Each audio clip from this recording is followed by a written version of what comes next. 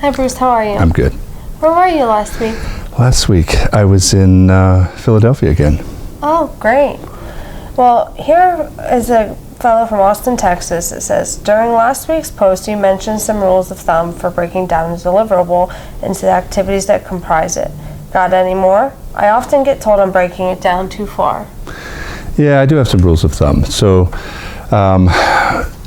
it kind of comes with experience. The first time you create a work breakdown structure, you're kind of nervous, and then you use that work breakdown structure to schedule the project, and then as you're executing that against that schedule, you might find, oh, I should have broken it down further or less or whatever. So you do get better over time. But for the first time users of a work breakdown structure, here's some good rules of thumb for you. It's between 3 and 15 activities per deliverable. If there's less than 3, you've made one of two mistakes. Either it's not really a deliverable, like you may have the activity of execute the protocol and then resolve the deviations. That's all you can think of for executed protocol.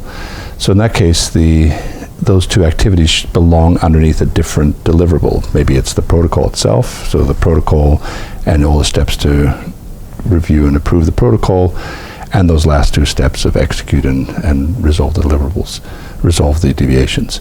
Or you could put it under the report. You have to first execute it and then resolve the deviations before you can write the report and approve it. So put it in one of those two. The other reason you may have too few tasks under the deliverable are that you just didn't break it down far enough. Like you may have said that code software, approve software, that's probably not realistic. You probably have to code it, you have to review it, you have to test it, you have to recode, things like that. So those are the two mistakes people make when they have too few activities per deliverable.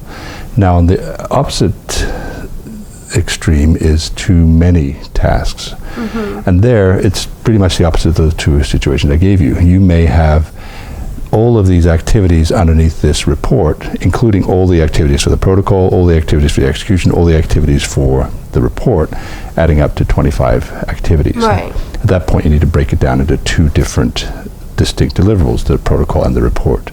Okay. Or the other extreme of having too much broken down.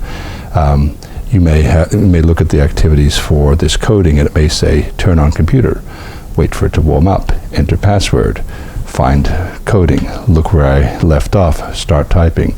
That's too much level of detail. Right. So the way you break it down then is by if you're doing all of those steps yourself, you could probably roll it all together into something called code software, right? You don't need to break it down into all the individual steps you do. Type the letter A, type the letter B, right? That's too much. So that's the 3 to 15 activities per deliverable rule.